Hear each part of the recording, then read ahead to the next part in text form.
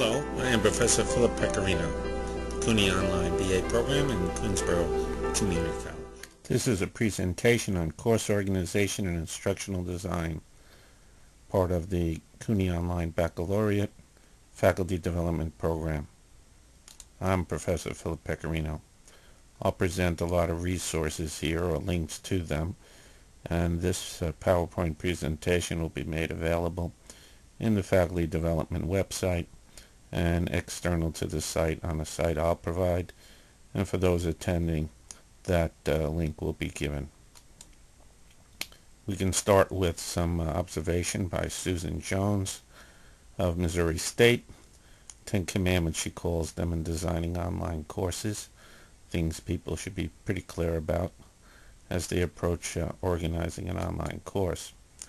After that, there are some basic concepts in instructional design by the State University of New York's Randy Rezabak, and he also has some principles for online instructional design. And along with that, on online course development, some basic steps you might follow or things you might keep in mind. Robert Gagne offers us the events of instruction, which in each and every lesson or module or unit of a course, designers should keep in mind. Instructors are the designers, and they should see that as many of these events are incorporated into their instructional activities. Features of good design include a number of things.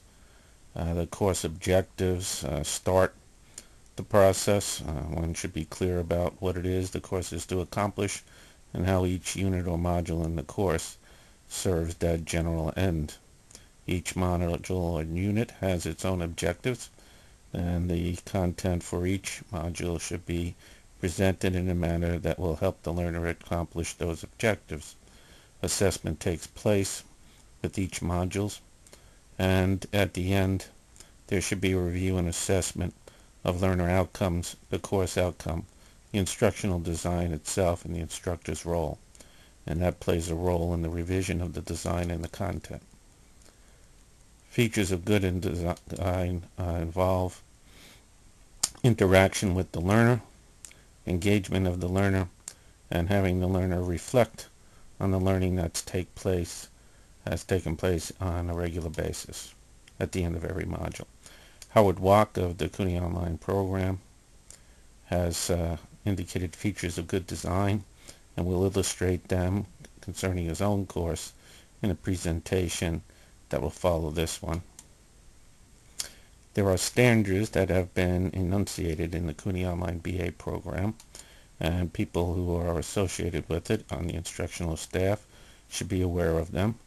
They pertain to the presence of the instructor in the course, the responsiveness to student circumstances, the content of the course site itself, the design of the site, the quality of the assignments, the evaluation of student work, the accuracy of materials on the site, the relationship of the course to the concentration as a whole, and certain legal guidelines with regard to intellectual property and fair use. These become factors in the criteria used to observe faculty in the online BA program, and so faculty should be well aware of them, keep them in mind in the design and construction of their course sites, and in the redesign and reconstruction of the sites as well. That's the end of this initial presentation of resources, and now the presentation of the material by Howard Walk.